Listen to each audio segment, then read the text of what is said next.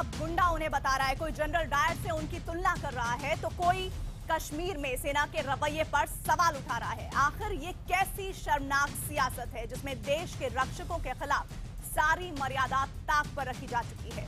जिस सेना के दम पर आप और हम चैन की नींद सो पाते हैं, जिनकी कुर्बानियों के चलते देश की सरहदें सुरक्षित हैं, उसी सेना के प्रमुख जनरल बिपिन रावत के लिए कांग्रेस नेता संदीप दीक्षित ने बेहद शर्मनाक बयान दे दिया है। हालांकि चौतरफा फजीहत के बाद संदीप दीक्षित ने माफी मांग ली है, लेकिन क्या ये काफी है?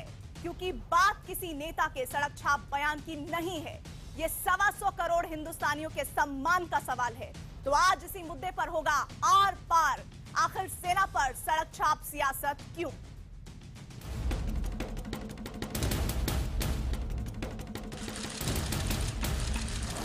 खराब तब लगता है कि जब हमारे भी थल सेना अध्यक्ष एक सड़क के गुंडे की तरह अपने बयान देते हैं। सुना आपने, जिस भारतीय सेना को पूरा देश सलाम करता है, जिसके पराक्रम से हर हिंदुस्तानी का सीना चौड़ा हो जाता है, जिसकी वीरता के आगे दुश्मन कांपते हैं, उस भारतीय सेना के प्रमुख जनरल बिपिन रावत को लेकर कांग्रेस के नेता और पूर्व सांसद संदीप दीक्षित कैसी सोच रखते हैं?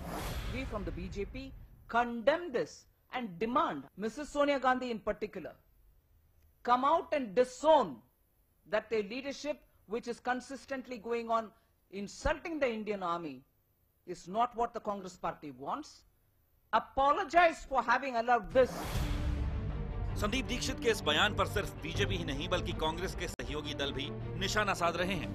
नहीं, संदीप दीक्षित जैसे गंभीर नेता को इस तरह के गैर गंभीर वक्तव्य नहीं देने चाहिए, इससे आर्मी का मनोबल गिरता है।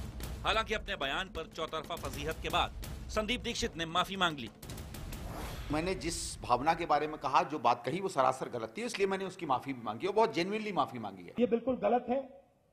आर्मी चीफ हिंदुस्तान के सेना का चीफ है और उसके बारे में राजनीतिक लोगों को कोई कमेंट करने की जरूरत नहीं। संदीप दीक्षित ने माफी भले मांग ली हो, लेकिन कुछ नेताओं को उनके बयान में कोई खराबी नजर नहीं आती। जरा सुनिए सीपीएम की बड़ी नेता वृंदा करात का ये बेतुका बयान।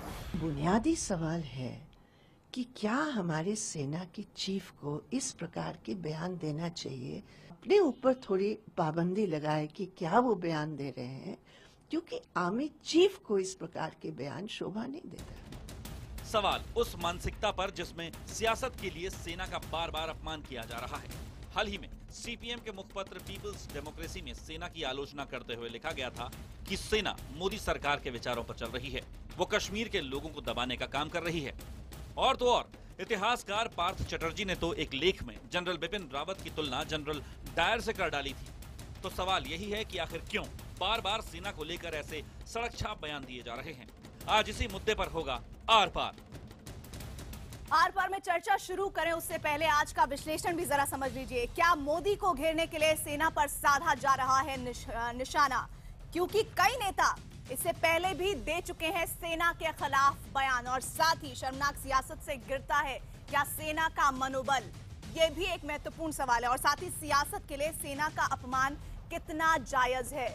और इसी पर चर्चा करने के लिए हमारे साथ खास मेहमान जुड़ रहे हैं। परिचय करा देते हैं। आलोक शर्मा जुड़ रहे हैं प्रवक्ता कांग्रेस की तरफ से, साथ ही साथ शेष नारायण सिंह वरिष्ठ पत्रकार हमारे साथ हैं।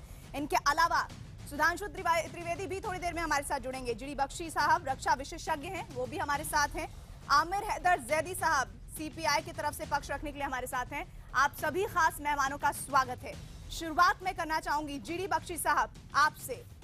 माफी अपनी जगह है जिसे संदीप दीक्षित ने मान लिया है, लेकिन ये कैसी मानसिकता है जो बार बार कभी संजय निरुपम की शक्ल में, कभी दिग्विजय सिंह की शक्ल में सामने आ जाती है, और अब की बार नाम आ गया है संदीप दीक्षित का।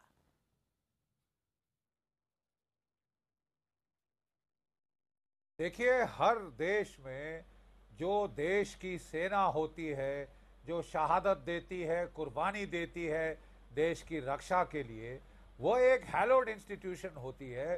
पूरा देश उसको इज्जत देता है, जवानों की शहादत कुर्बानी को इज्जत देता है।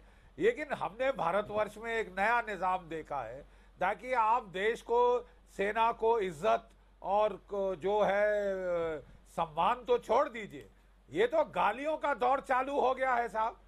कोई हमको जनरल डायर कह रहा है, हमारे आर्मी के चीफ को कोई उनको सड़क छाप गुंडा बता रहा है। जरा शब्दावली, आप शब्दावली तो सुनिए। ये तो साहब हद है। आप इज्जत नहीं दे सकते तो आप अपना मुंह बंद तो रख सकते हैं ताकि सेना के मनोबल पे चोट ना पहुंचे। आप उसके चीफ को ऐसे समय में गाली दे रहे हैं जब लाइन ऑफ कंट्रोल पे धुआंधार गोलाबारी हो रही है। पाकिस्तान के आर्मी चीफ अपनी लाइन ऑफ कंट्रोल के चक्कर लगा के अपनी सेना को उकसा रहे हैं, कोई जो है पंगे लेने के लिए, कोई वार करने के लिए। ऐसे हालात में बख्शी जी, जो पूरा बातें आप देश कह रहे हैं, एकजुट आलोक होके जी हमारे लड़ता साथ जुड़ है। गए हैं। एक मैं चाह रही डेमोक्रेसी थी में कि इस एक प्रश्न का उत्तर वही bipartisan दे, लेकिन चूंकि consensus होता सेना है। की तरफ से आप थे तो हमने लेकिन सोचा कि यहाँ तो आपसे हमने शुरुआत कुछ की जाए। एक नया जी बवाल आपको रोकना देखा। चाहूंगी। आलोक जी, माफी अपनी जगह जायज है, ठीक है, माफी मांग ली, बहुत अच्छा प्रशंसनीय कदम है, लेकिन ये कांग्रेस के तो सिलसिलेवार तरीके से नेता सामने आ जाते हैं जो कि लगातार सेना को कटघरे में रखते हैं। कभी संजय निरुपम होते हैं, कभी दिग्विजय सिंह होते हैं, अब की बार नाम भले ही संदीप दीक्षित का आ गया हो। ये कैसी परंपरा चली आ रही है कांग्रेस में? देखिए, मैं समझता हूं कि जहां तक सेना की बात है, मैं उसको राजनीति में या पार्टी के दायरे में नहीं बांधना चाहता था, लेकिन आप जिस तरह से बार बार कांग्रेस की ही बात कर रहे हैं, मोदी साहब का वो बयान भी मुझे याद आता है। मोदी साहब कहते हैं कि जो व्यापारी देश के हैं, दुकानदार जो हैं, वो ज़्यादा रिस्क लेते हैं सेना से। और यही वो मेजर जनरल जो वीके सिंह साहब हैं, इन्होंने तो डाकू कहा था। किसको कहा था डाकू? आर्मी के चीफ को। लेकिन दो गलतियां मिलकर एक सही नहीं हो सकता है। आज जिस तरह की बात हुई है, हम बिल्कुल कहते हैं कि आर्मी को किसी भी तरह से, किसी भी रूप में राजनीति में नहीं घसीटा जाना चाहिए। संदीप जी ने भी और माननीय राहुल गांधी जी ने भी स्वयं कहा है कि किसी भी तरह से कोई भी बयान इस तरह का नहीं दिया जाए जिससे सेना के सम्मान के ऊपर किसी तरह की ठेस पहुंचे। लेकिन इस तरह से एक व्यक्ति के बयान को जिस तरह से हम पूरा बड़ा कर दिखा रहे हैं, मैं समझता हूं हमारी सेना इतनी कमजोर नहीं है कि इस तरह के किसी बयान से उसके ऊपर कमजोरी नहीं, आएगी। आप कह रहे हैं ये एक व्यक्ति के बयान से मनोबल नहीं गिरेगा, लेकिन वो एक व्यक्ति सिर्फ एक व्यक्ति नहीं है, वो पूर्व सांसद है, कांग्रेस का जाना माना चेहरा है, दिल्ली की सियासत में अपना बड़ा कद रखते हैं। ऐसे में अगर उनकी तरफ से इस तरह का बयान आता है तो जाहिर तौर पर ये माना जाएगा कि कहीं ना कहीं ऐसी मानसिकता है जो इन बयानों को प्रश्रय दे रही है। देखिए, मैं फिर प्रीति जी कहूंगा, अगर आप पूरी कांग्रेस की मानसिकता के ऊपर प्रश्न चिन्ह खड़ा करेंगे तो मैं फिर राजनीति से इसको जोड़ूंगा। क्या मोदी साहब ने जो आईएसआई से पठानकोट में जांच कराई थी उससे सेना का मनोबल बढ़ा था? क्या जिस समय पर मोदी साहब वहां लाहौर में केक खाकर आए थे तब बढ़ा था? आप कांग्रेस की मानसिकता को एक व्यक्ति के बयान से ना जोड़ें। हम कह रहे हैं कि राजनीति से सेना को दूर रखा जाना चाहिए, लेकिन दुर्भाग्य है कि पिछले 3 वर्षों में जितना राजनीतिकरण सेना का हुआ है, इतना किसी का भी नहीं हुआ है। बड़े बड़े बयान दिए जाते हैं, शादी साल और पता नहीं कौन कौन सी डिप्लोमेसी होती है, एक के बदले 10 सर लाने की बात होती है। मैं समझता हूं कि सेना को उससे दूर रखा जाना चाहिए। मर जवान मर किसान का नारा कांग्रेस ने नहीं दिया था, ये मोदी साहब का दिया हुआ नारा है। आलोक जी, आप लगातार ये कह रहे हैं कि इसे कांग्रेस के चश्मे में ही जानबूझकर देखा जा रहा है, लेकिन ऐसा बिल्कुल नहीं है। जिन बयानों की फहरिस्त का जिक्र हम कर रहे थे, संजय निरुपम उसमें शामिल है, दिग्विजय सिंह है, गुलाम नबी आजाद है, ये वो तमाम नाम हैं जो मजबूर कर रहे हैं इस तरह की बात को सामने लाने के लिए। सुधांशु जी हमारे साथ है बीजेपी की तरफ से। सुधांशु जी, नहीं आलोक जी रुक जाइए। सुधांशु जी, क्या आपको नहीं लगता कि इस तरह के बयान जब सामने आते हैं तो सेना का मनोबल गिरता है, भले ही आपको भी कटघरे में आलोक जी खड़ा कर रहे हैं? देखिए, ये संदीप दीक्षित जी का बयान कोई एक पृथक बयान होता तो मैं मान लेता, पर अगर आप पिछले कई वर्षों के सिलसिलेवार बयान की बात करें, मैं आलोक जी को याद दिलाना चाहता हूं कि रीसेंट हिस्ट्री में अगर आप देखें तो पहली बार यदि सेना अध्यक्ष ने अगर किसी बयान की खुली मुखालफत की है, सरकार के बयान की, तो वो कब की है? यूपीए 1 सरकार में, जब फ्लोर ऑफ द हाउस पे इनके रक्षा मंत्री ने बोला था there should be a Muslim head count in Indian army. अब बताइए, सेना अध्यक्ष ने विरोध किया, राज्यसभा में जाके ये बात पलट गए। अब आप ये देखिए, इतना ही नहीं है, सुरक्षा बलों के जवानों के बारे में एक से एक गंभीर इन्होंने वारदातें करते चले गए। याद करिए, जो लोग संसद के हमले में मारे गए थे उनके लोगों ने अपने मेडल लौटा दिए थे, और इसके बावजूद सोनिया गांधी जी की आंखों में आंसू नहीं आए थे। आंखों में आंसू आए थे बटाला हाउस इनकाउंटर के ऊपर। इन्हीं के सहयोगी माने जाते हैं कम्युनिस्ट पार्टी के लोग। एक ने, किसी ने जनरल डायर कह दिया, तो एक केरल के नेता ने यह कह दिया कि अगर सेना को अधिकार दे दिया जाएगा तो सभी महिलाओं से रेप हो जाएगा। और मैं यह भी कहना चाहता हूं, इनके नेता लाइन लगा के आतंकवाद के आरोपियों के घर पे जाते हैं। कोई अफजल को व्यवस्था का मारा कहता है, तो कोई याकूब को जुडिशियल की किलिंग कहता है। और इनके नेता राहुल गांधी जी उन लोगों का समर्थन करने गए जिन्होंने कहा था कि भारत तेरे टुकड़े होंगे। अब आप ये बताइए कि अगर इस प्रकार के बयानों की एक अनवरत श्रृंखला है, और एक और बात याद दिलाना चाहता हूं, भारतीय सेना का सबसे बड़ा जो आज तक का ऐतिहासिक विजय 1971 की विजय, और उसके जो महानायक थे जनरल मौनिक शाह, जिस जमाने उनकी जब डेथ हुई तो कांग्रेस का कोई नेता नहीं गया उनके यहां।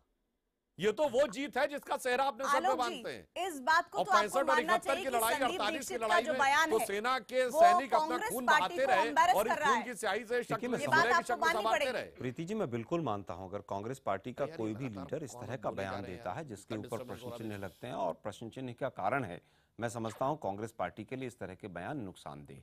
मैं बिल्कुल साफ गोई के साथ कहना चाहूंगा।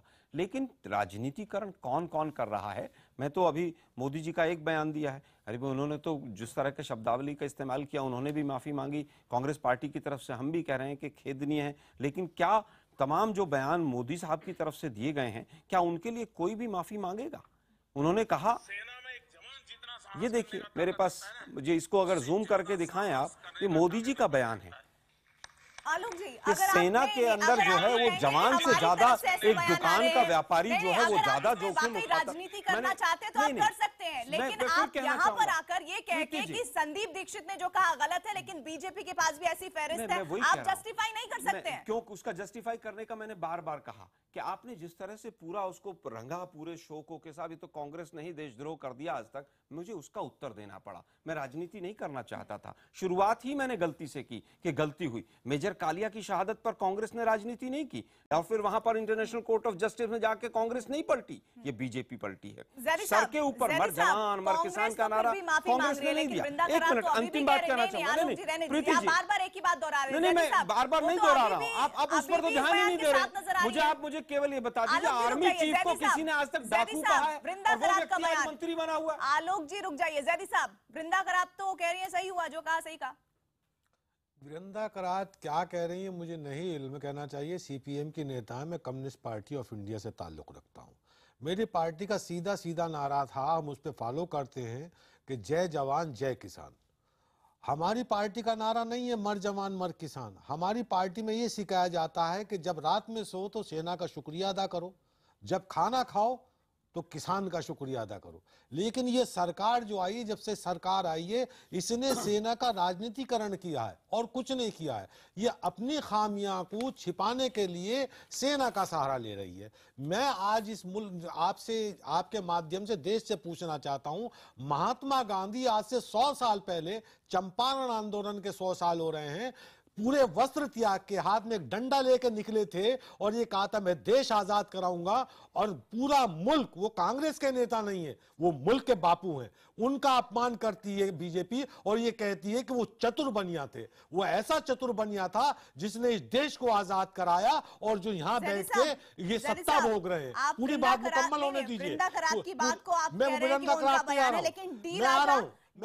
डी राजा का बयान भी यहाँ पर पढ़कर सुनाया जाना चाहिए। सेना प्रमुख कश्मीर मुद्दे के बारे में क्यों बात कर रहे हैं? ये कानून व्यवस्था या सुरक्षा का मुद्दा नहीं है, वो मुद्दा है जिसका समाधान सेना कर सकती है। मैं आ रहा हूँ। आपकी पार्टी के वरिष्ठ नेता है। मैं डी राजा, चंपारण आंदोलन का जिक्र किया, वहां महात्मा गांधी की हत्या करना चाहते थे लोग, बत्तख मियां, कम्युनिस्ट पार्टी ऑफ इंडिया के मेंबर थे, लेकिन बत्तख मियां के बचाने वाले वंशज आज देशद्रोही का तमगा लेके घूम रहे हैं और गोडसे के वंशज देशभक्त हो गए। ये कौन सी राजनीति है? देश के अंदर चल रही है। क्या मानसिकता पर इससे असर नहीं पड़ेगा सेना की अगर इस तरह के बयान सामने आएंगे तो? हम बार बार कह रहे हैं हम सेना का सम्मान करते हैं, लेकिन राजनीतिक बयान देने के लिए इस देश का गृह मंत्री मौजूद है, राजनीतिक बयान देने के लिए इस देश का रक्षा मंत्री मौजूद है। सेना प्रमुख को राजनीतिक बयान नहीं देने चाहिए। आपके ही पार्टी के नेताओं के बयानों में वो सम्मान झलकता नहीं है। मैं शेष नारायण जी को यहाँ पर शामिल करना चाहूंगी। शेष नारायण जी, जब कांग्रेस की तरफ से लगातार इस तरह के बयानबाजी आती है और सेना प्रमुख को और खास तौर पर सेना को टारगेट किया जाता है, तो कांग्रेस क्या सिर्फ ये कहकर कि आप राजनीति कर रहे हैं और खास चश्मे से आप कांग्रेस को देख रहे हैं, बच सकती है, या फिर माफी मांग लेना ही काफी है? नहीं, माफी तो मांग लिया ना, उन्होंने भी मांग लिया, राहुल गांधी ने मांग लिया, आलोक ने भी मांग लिया, कांग्रेस ने तो माफी मांग ली। उसके बाद मेरा ख्याल है कि जो भाषा राजनीति, अपने देश की जो राजनीतिक माहौल में जो भाषा की उद्दंडता है, वो सारी मुसीबत की जड़ है।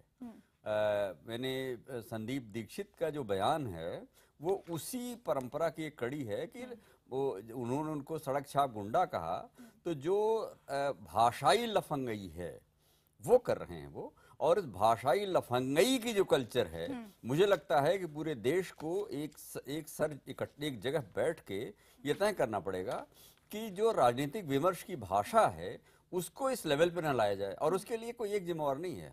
हर पार्टी, अभी ये जयदी साहब एक किसी पार्टी के अध्यक्ष का नाम ले रहे हैं, इनकी पार्टी का, और अभी एक मंत्री जी वहां कह रही थी कि नहीं साहब सोनिया गांधी आके माफी मांगे।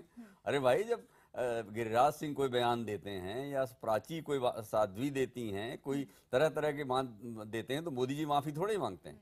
पार्टी का जो आला नेता है वो माफी उन्होंने मांग ली और पार्टी ने उनसे दरकिनार कर लिया। तो ये जो भाषाई मनमौजी परंपरा है, इसको रोकना पड़ेगा। और जहां तक जनरल साहब का बयान है कि वो बयान देते हैं, बोलते हैं, तो वो सरकार तय करती है, वो कांग्रेस या मैं या आप थोड़े तय करेंगे। जीडी बख्शी हमारे साथ सरकार हैं। चाहती है कि आपने कहा आलोक जी ने भी माफी मांग ली, सोनिया गांधी ने भी माफी मांग ली, राहुल गांधी ने भी माफी मांग ली। जीडी बख्शी जी, सेना की तरफ से आप जितना अनुभव रखते हैं, शायद इस चर्चा में जितना बेहतर समझते हैं कोई समझता होगा, लेकिन क्या माफी मांग लेना आपके नजरिए में काफी है?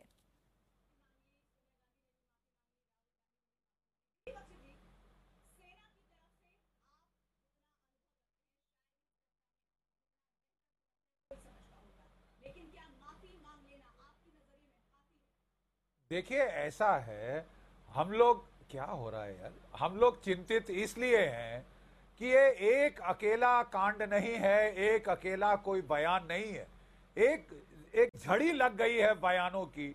जब से गरमाई है स्थिति जम्मू और कश्मीर में, ये क्या हो रहा है यार, ये जम्मू और कश्मीर में जब से स्थिति गरमाई है, ओफो, क्या आप सुन पा रहे हैं मुझे? जी जी कहिए बख्शी साहब। देखिए, जब से स्थिति गरमाई है जम्मू कश्मीर के अंदर, तब से जो है हम एक बयानों की झड़ी देख रहे हैं। वहां अमेरिका में पार्थ चैटर्जी हमारे आर्मी चीफ को बोलते हैं जनरल डायर, जो कि कसाई था जलियांवाला बाग का। आप उससे तुलना कर रहे हैं आर्मी चीफ की, और वो भी एक इंटरनेशनल प्लेटफॉर्म पे फॉर ब्राउनी पॉइंट्स जीतने के लिए, अपनी नौकरी बनाने के लिए अमेरिका में। उसके बाद चलिए, वो तो अमेरिकन सिटीजन हो गए। अब साहब, ये नया दौर शुरू हुआ है कि हमारे देश के पॉलिटिशियन एक के बाद एक हमारी सेना पे चढ़े जा रहे हैं। कोई हमारे आर्मी चीफ को गली छाप गुंडा कह रहा है। शब्दावली भी सुन लीजिए आप, मतलब कुछ इज्जत दी जाती है सेना को, कुछ ऑनर दिया जाता है शहीदों को। आप वो सब तो छोड़िए, यहाँ गाली गलौज पे जो स्थिति आ रही है, आए रोज आलोचना, किसी तरह से फौज को रोका आप ये कह रहे हैं कि आखिर इस तरह का कौन सा कृत्य नजर आ रहा है, खासतौर पर कांग्रेस पार्टी को सेना प्रमुख में और सेना की तरफ से हो रही कार्यशैली में, कि उन्हें सड़क का गुंडा कहा जा रहा है और उन्हें लगातार आरोपों के घेरे में लाया जा रहा है। साथ ही एक और बड़ा सवाल, कौन से खास बयान से आपत्ति है बिपिन रावत के कांग्रेस को, ये भी हम जानेंगे। और आखिर कांग्रेस इस तरह की बयानबाजी के जरिए बीजेपी को क्यों मौका दे रही है अपने ऊपर हमला होने का, इस पर भी चर्चा को आगे बढ़ाएंगे। आप देखते रहिए आर पार।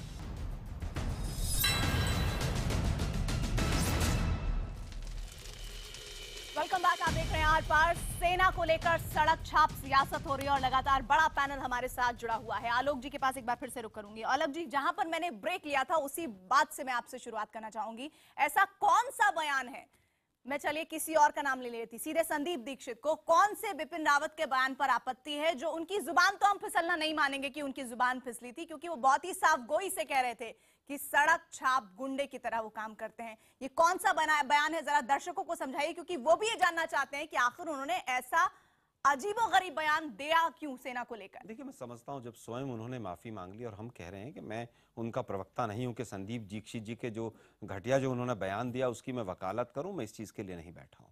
जहां तक बात आर्मी की है, जब से 3 साल से हम आर्मी में देख रहे हैं कि सरकार आई है, आर्मी के ऊपर कितनी डिबेट्स हमने टीवी चैनल्स पे की है ये आप भी जानती हैं।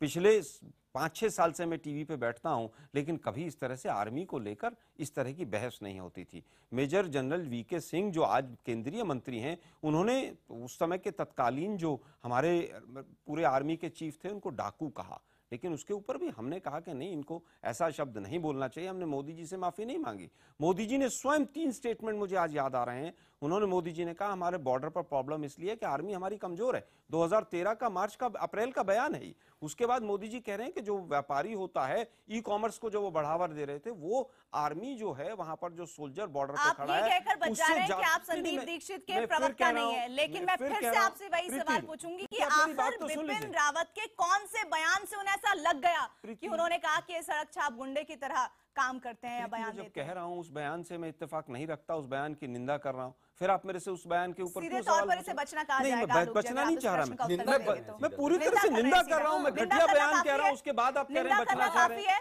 नहीं, घटना करना काफी है? अब क्या किया जाए उनको, मतलब वहाँ लाल कार्रवाई क्यों नहीं की? जब राहुल गांधी नसीहत देते हैं कि सेना पर सियासत नहीं होनी चाहिए और इस तरह के बयानों से बचना चाहिए, तो कार्रवाई होनी चाहिए कि नहीं होनी चाहिए? मैं समझता हूँ सबसे पहले अगर किसी पर कार्रवाई होनी चाहिए तो मोदी जी पर होनी चाहिए। जिस तरह के बयान उन्होंने सेना के लिए दिए हैं और जिस तरह के वीके सिंह साहब ने दिए, ऐसे लोगों को अगर मंत्री बनाएंगे जो कहते हैं कि आर्मी का चीफ जो है वो डाकू है और उसने इनोसेंट लोगों को मार दिया है, ऐसे लोगों को क्या मंत्री पद पर रहना चाहिए? हमारे यहाँ पर एक व्यक्ति है जिसने जो एक्स मेंबर ऑफ पार्लियामेंट है। नहीं, अब आप मुझसे नहीं, सेना के ऊपर मेजर गोगोई के ऊपर हमने तमाम शो किए, उनके ऊपर इस सरकार ने FIR कर दी। किसी ने नहीं पूछा, किसी चैनल ने, कि मेजर गोगोई के ऊपर FIR क्यों हुई है। सुप्रीम कोर्ट ने कहा कि सबके ऊपर FIR होनी चाहिए। कौन आर्मी का व्यक्ति आज जाकर रिस्क लेगा? लेकिन बीजेपी चुपचाप बैठी हुई है। उसके खिलाफ एक ऑर्डिनेंस नहीं लाना चाहिए था? एक शब्द किसी ने नहीं बोला। आप मुझे बताइए, PDP का जिक्र आया अभी अफजल गुरु का, PDP के साथ सरकार बनाकर बैठे हुए हैं,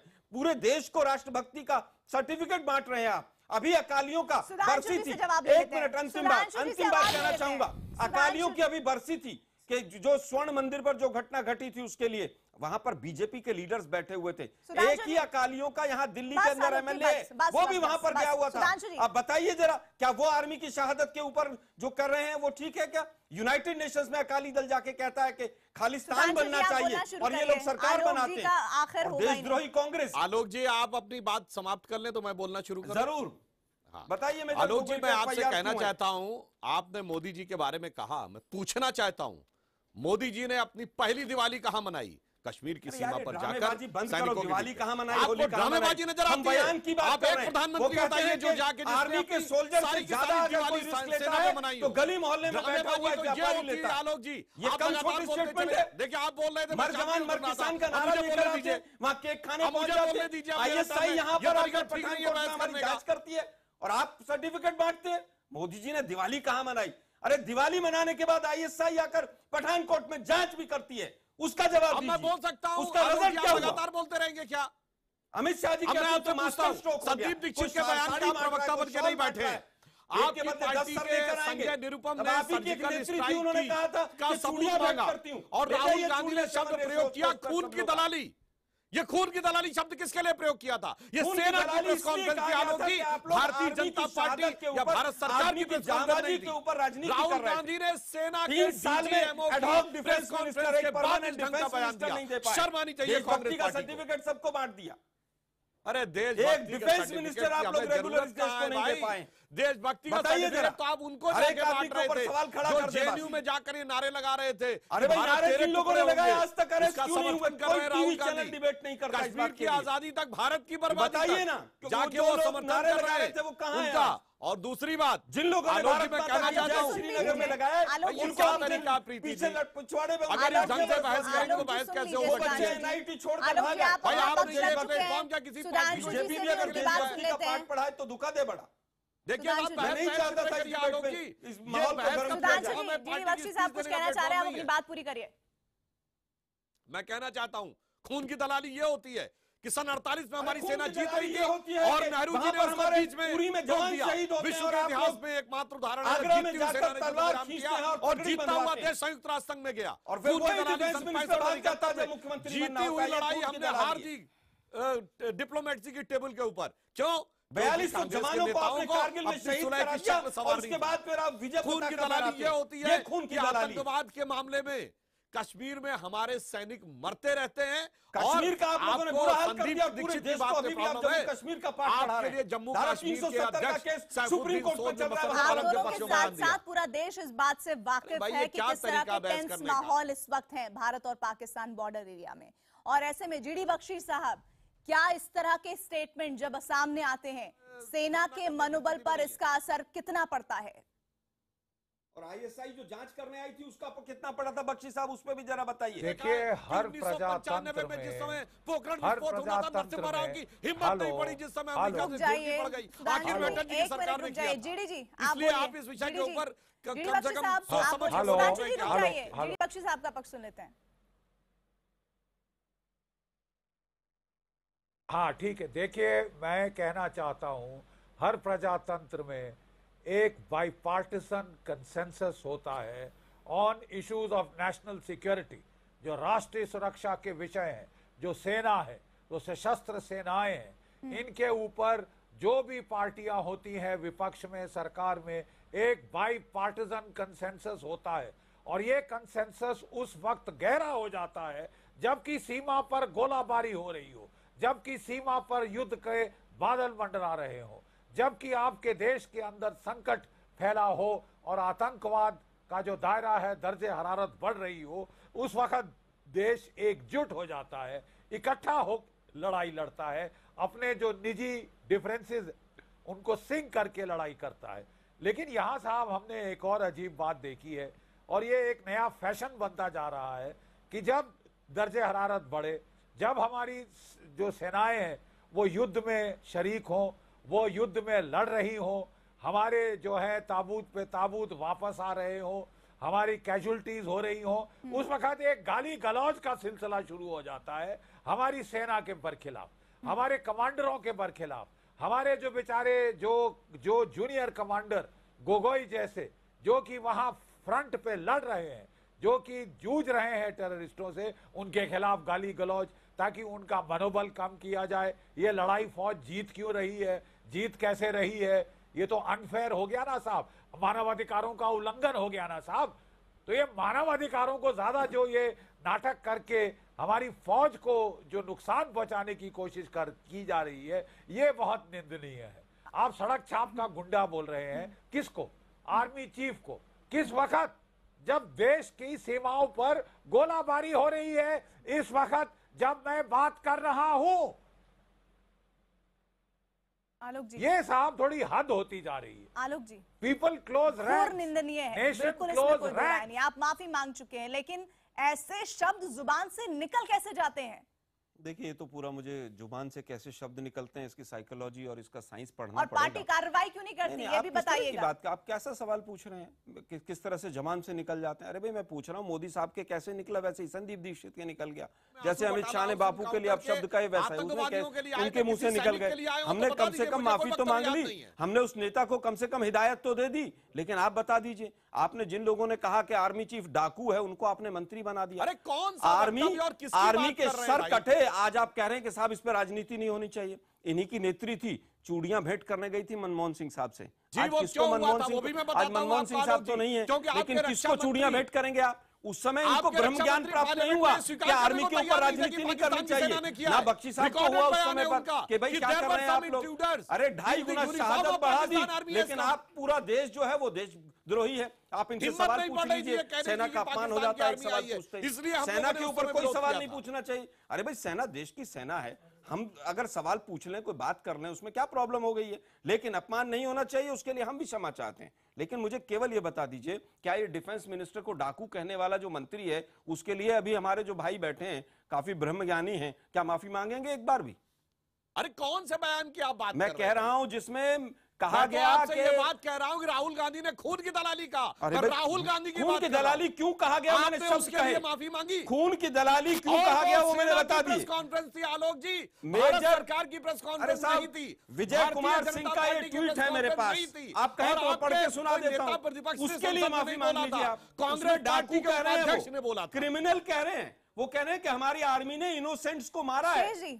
शेष जी, आरोप प्रत्यारोप का दौर भी आप देख रहे हैं, और सेना को किस तरह से कभी कोई पार्टी अपना बना लेती है, कभी कोई अपने बना लेती है, लेकिन सच्चाई है कि सेना पूरे मुल्क की है, पूरे देश की है, और इस बात को हमें सर आंखों पर लेना चाहिए और सोच समझकर कम से कम ऐसे टेंस माहौल में सेना से जुड़े बड़े से लेकर छोटे अधिकारी तक बयानबाजी करनी चाहिए। लेकिन ऐसे माहौल में आखिर संदीप दीक्षित जैसे नेताओं को क्यों जरूरत पड़ती है कि वो इस तरह की घटिया बयानबाजी करते हैं?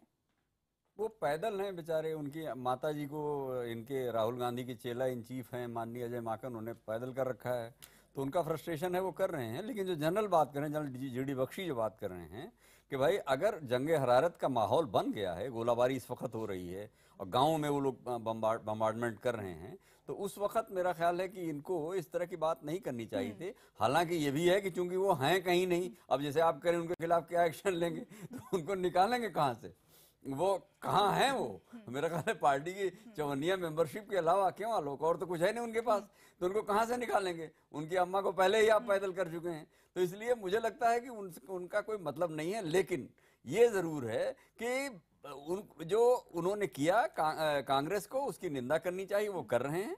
और आगे से लोगों को ध्यान रखना चाहिए कि जो फौज है उसको इन बयानबाजियों से बाहर रखें, और सरकार को भी और विपक्ष को भी और फौज को जी, आपने ये जो पॉइंट उठाया, इसी पर मैं चर्चा को आगे ले जाऊंगी कि आज संदीप दीक्षित का यह बयान सामने आया जिसमें उन्होंने सेना प्रमुख को सड़क छाप गुंडा बता दिया है।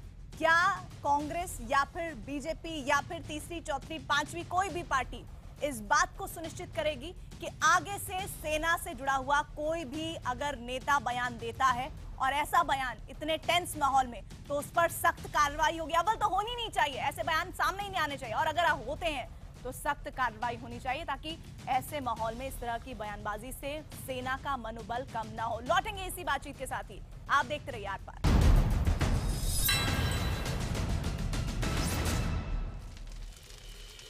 आर पार का मुद्दा किस तरह से सड़क छाप गुंडागर्दी के तौर पर इस तरह की बयानबाजी के जरिए सेना प्रमुख पर निशाना साधा जा रहा है। संदीप दीक्षित, कांग्रेस के पूर्व सांसद और कांग्रेस के प्रवक्ता, जो इस तरह की बयानबाजी दे रहे हैं, और इसी को लेकर लगातार आरोप और हमला भी हो रहा है कांग्रेस पर। हालांकि उन्होंने और उनके पार्टी के वरिष्ठ नेताओं ने इस मामले पर माफी मांग ली है। जैदी साहब, आपसे मैं जुड़ना चाहूंगी। इस तरह के बयान जब सामने आते हैं, एक सिलसिला है, इसमें कांग्रेस, बीजेपी और सीपीआई, सीपीएम तमाम पार्टियां जो हैं वो शामिल हैं, लेकिन क्या इस तरह के बयान जब सामने आते हैं तो सेना का मनोबल कम नहीं होता है? और ऐसे टेंस माहौल में, ये सवाल ब्रेक से पहले मैं आपसे नहीं कर पाई थी, इसीलिए आपसे जवाब फिर आगे मैं सुधांशु जी से सवाल करूंगी।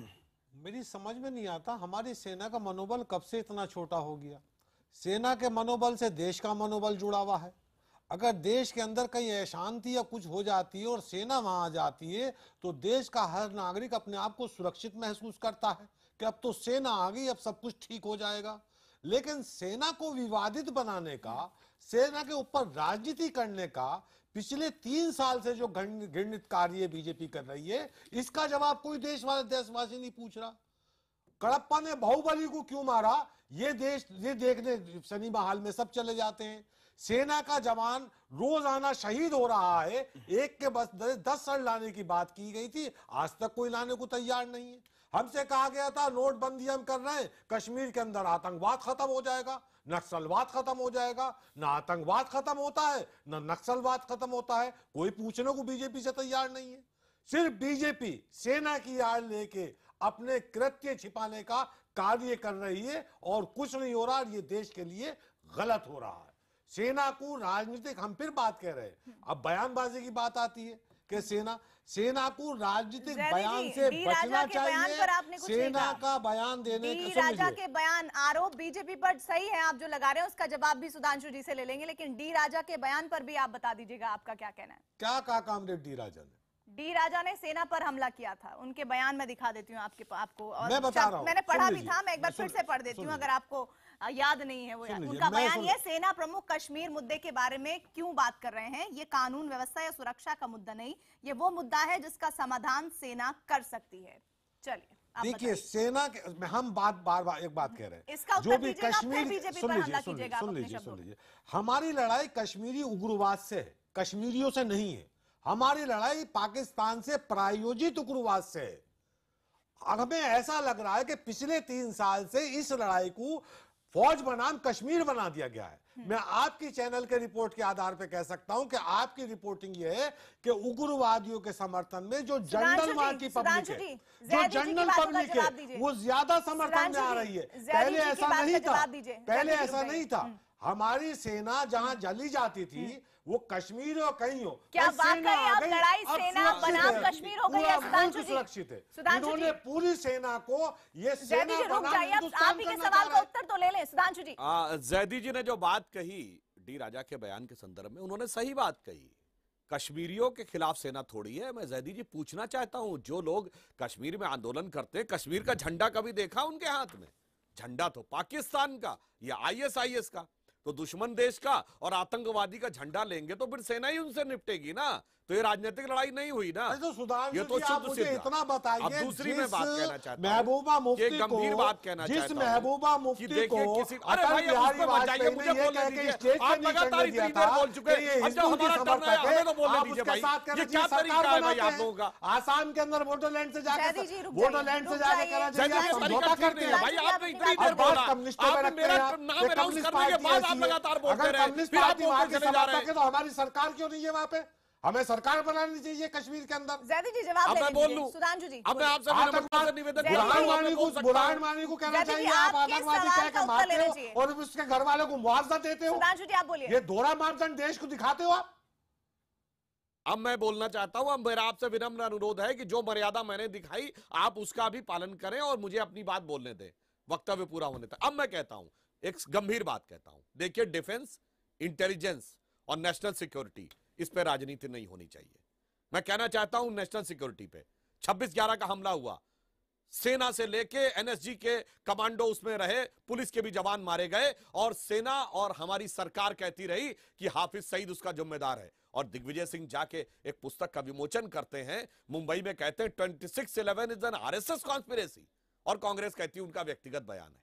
अब मैं कहना चाहता हूं इंटेलिजेंस पे, हमारी यूपीए की सरकार में, अपनी सरकार की बात नहीं कर रहा हूं, यूपीए की सरकार में इंटेलिजेंस चीफ आसिफ इब्राहिम कहते हैं इशरत जहां आतंकवादी है, मगर कांग्रेस के नेता कहते हैं इशरत आतंकवादी नहीं, वो तो बिहार की बेटी है। ये इंटेलिजेंस पे राजनीति है। डिफेंस पे ये नहीं होनी चाहिए कि जब पोखरण विस्फोट हुआ 1998 में अटल जी की सरकार ने किया, तो कांग्रेस कहती है भाई ऐसी क्या खतरा था कि ये करने की जरूरत थी। और कम्युनिस्ट तो उससे भी एक आगे थे।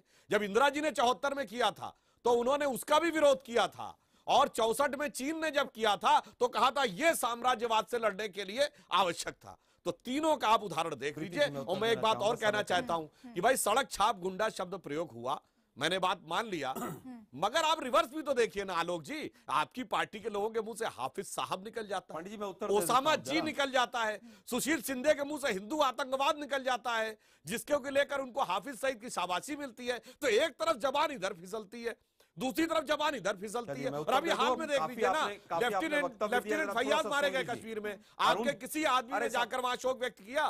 पटना में जब शहीद जवानों के शव आए, महागठबंधन की सरकार थी, एयरपोर्ट पे एक आदमी रिसीव करने नहीं गया, एक नेता रिसीव करने नहीं गया। मैंने सारे पॉइंट लिख लिए, एक-एक का उत्तर दूंगा, जरा सुन लीजिए। उत्तर प्रदेश के आजमगढ़ में लाइन लगा के आतंकवादियों के घर पे पंडित जी मर्यादा सुबहाने के लिए। पंडित जी ये इसलिए आलोक जी, क्योंकि आपने सुनिए मेरा कहा है कि सरकार चलाना आपको आता है, मगर अफसोस अपोजिशन में कैसे बिहेव करना चाहिए उत्तर वो सुन आपको लीजिए। नहीं आता है। थोड़ा बिहार की बेटी कांग्रेस के लीडर ने नहीं कहा, उन्होंने कहा जो आपके साथ थे। इंटेलिजेंस जितना फेलियर कारगिल में हुआ आज तक नहीं हुआ। सुन लीजिए साहब, देखिए फिर आप मर्यादा की बात करेंगे, फिर आप मर्यादा की बात करेंगे। अब आप उत्तर सुन लीजिए। 26/11 का अटैक हुआ, अगले दिन मुंबई बीजेपी ने लाल रंग के पोस्टर लगाए थे खून से सने हुए कि देखिए आतंकवाद कांग्रेस बढ़ा रही है। अगले दिन 12 घंटे के अंदर आप लोगों ने पोस्टर लगा दिए, वहां पर हमारे शहीद जवान हो रहे थे, कमांडो लड़ रहे थे। आपकी राजनीति इतनी घटिया है। बुरहान वानी के भाई को आप लोग मुआवजा देते हैं, सर्टिफिकेट देते हैं। 2002 में जिस तरह व्यक्ति को स्टेज से अटल जी ने उतार दिया, उसको एक साथ आप आज जो है सरकार चला रहे हैं। जिस व्यक्ति के साथ जिस पुस्तक के बारे में कह रहे हैं, सुन लीजिए, पुस्तक का विमोचन हुआ, तमाम हुआ, सुन लीजिए। देश दुल्लत की जवान का सर कट गया और आपका एक बहुत बड़ा नेता वहां पर देश के प्रधानमंत्री को चूड़ियां भेंट करता है। और आज आप लोग देशद्रोह की बात करते हैं। आप मुझे केवल ये बता दीजिए, संसद पर जो अटैक हुआ उसके बाद आर्मी को सारी को आपने वहां पर सेना पर लगा दिया और बिना कारण वापस बुला लिया। इससे बड़ा मनोबल गिराने का काम आज तक नहीं हुआ है। मुझे केवल ये बता दीजिए, 700 पत्थरबाजों को आपने छोड़ दिया ईद से पहले, क्यों? क्योंकि वहां पर पीडीपी ने इस बात का वायदा किया हुआ था अपने घोषणा पत्र में। उसके बाद उन 700 पत्थरबाजों ने सबके सर फोड़े वहां पर फौजियों के। लेकिन बड़ा सवाल ये है, चाहे बात आज कांग्रेस के संदीप दीक्षित से, आलोक जी रुक जाइए, भले ही बात आज कांग्रेस के संदीप दीक्षित के जरिए शुरू हुई हो, लेकिन सच ये भी है कि उसने, रुक जाइए आलोक जी, सुधांशु जी रुक जाइए, यहाँ पर आलोक जी जीडी बख्शी से एक सवाल करने दीजिए। लेकिन सच्चाई ये है, चाहे कांग्रेस हो या फिर बीजेपी, आज बात भले ही संदीप दीक्षित से शुरू हुई, लेकिन सुधांशु जी आप भी सुन लीजिएगा। मनोहर पर्रिकर, हमारी सेना को हनुमान जी की तरह अपनी ताकत का एहसास नहीं था, हमने सेना को ये एहसास कराया। मनोहर रुक जाइए, आलोक जी रुक जाइए, आपको बहुत तकलीफ थी ना कि आखिर बीजेपी से क्यों सवाल नहीं किए जा रहे हैं, सुन लीजिए। सुधांशु जी आप भी सुन लीजिएगा। मनोहर पर्रिकर का एक और बयान, आरएसएस की शिक्षा ही सर्जिकल स्ट्राइक की प्रेरणा थी, और जीवीएल नरसिम्हा राव का पिछले 70 साल में भारतीय सेना ने कुछ नहीं किया, बल्कि भारतीय जनता पार्टी की मोदी सरकार ने आकर भारतीय सेना को मजबूत किया। जीडी बख्शी साहब, पार्टी चाहे कोई भी हो, हर कोई श्रेय लेने के चक्कर में रहता है, भले ही सेना को कटघरे में खड़ा करना हो या फिर सेना की जीत का श्रेय लेना हो। जीडी बख्शी जी। देखिए, ऐसा है, सेना सरकार का एक अंग है, सेना कोई ऑटोनोमस एंटिटी नहीं है। जब 1971 में इंदिरा गांधी की सरकार थी और उन्होंने बांग्लादेश में शानदार जीत हासिल करी, शानदार नेतृत्व हुआ और बड़ा अच्छा सबसे बड़ी जीत हुई और पाकिस्तान के 2 टुकड़े हुए, तो क्या श्रीमती इंदिरा गांधी और उनकी सरकार ने श्रेय नहीं लिया? और क्यों नहीं लेना चाहिए? वो जब सरकार के नीचे कोई सरकार के अंग अच्छा काम करते हैं तो उस समय की सरकार को श्रेय जाता है। तो मुझे ये समझ नहीं आया कि अगर कांग्रेस पार्टी 71 का श्रेय लेने को तैयार है तो वही श्रेय आप क्यों नहीं देना चाहते?